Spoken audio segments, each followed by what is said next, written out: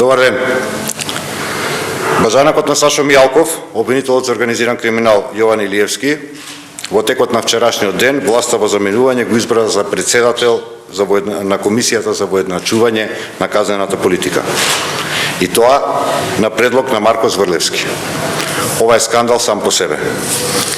Аргументите и доказите од проектот Вистината за Македонија упатуваат во што се вмешани Илиевски и Зврлевски.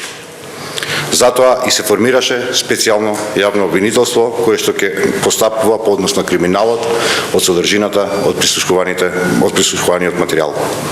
Затоа баџанакот на Мијалков, Илиевски, нема никакво морално право, ниту пак кредибилитет, ниту за професијата која што извршува, ниту пак за воедначување на казнената политика.